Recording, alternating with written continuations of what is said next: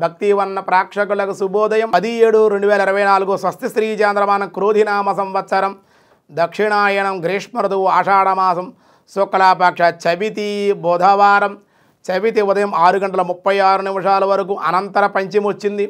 మఘా నక్షత్రం ఉదయం 9:55 వరకు ఉంది. అనంతరం పుబ్బా నక్షత్రం వచ్చింది. వర్జం సాయంత్రం 6:43 నుండి రాత్రి 8:28 వరకు వర్జం ఉంది. దుర్ముహూర్తం ఉదయం 11:38 నుండి 12:30 వరకు దుర్ముహూర్తాలు ఉదయం. సూర్యోదయం 5:35, సూర్యాస్తమయం 6:35. అమృత గడియలు ఉదయం 7:30 నుండి 8:57 వరకు. రాహుకాలం మధ్యాహ్నం 12 గంటల నుండి 1:30 వరకు రాహుకాలం.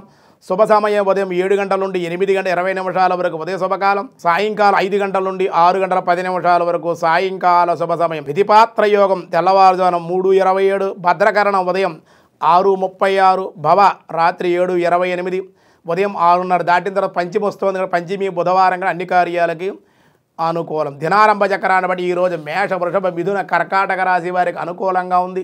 సింహ, కన్య, తుల, వృశ్చిక రాశి వారికి కూడా అనుకూలంగా ఉంది. అలాగే ధనసు, మకర, కుంభ, మీనరాశుల వారికి మిశ్రమంగా ఉంది అని చెప్పడం జరుగుతోంది. ఈరోజు విష్ణు సహస్రనామంలో వ్యాసాయ విష్ణు రూపాయ వ్యాసరూపాయ విష్ణవే పరమంగళం అన్నారు. ఓం పరాయ మంగళాయ నమః, పరాయ మంగళాయ నమః అనే నామం అన్నమాట అండి. ఇది విశేషాలతో కూడిన ఏకనామం.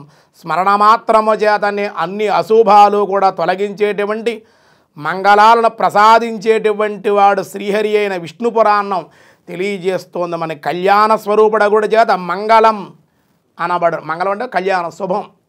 కనుక పరమ మంగళాయ నమః అంటే ఇంకెంత అర్థం ఉందో చూడండి. పరం అనగా శ్రేష్టము అని అర్థం. కనుక పరమ కళ్యాణమూర్తి, సర్వమంగళమూర్తి, శుభదాయకుడు అని అర్థం. కావున ఆ మంగళమూర్తిని సతతము స్మరించి ఈ నామం తెలియజేస్తోంది.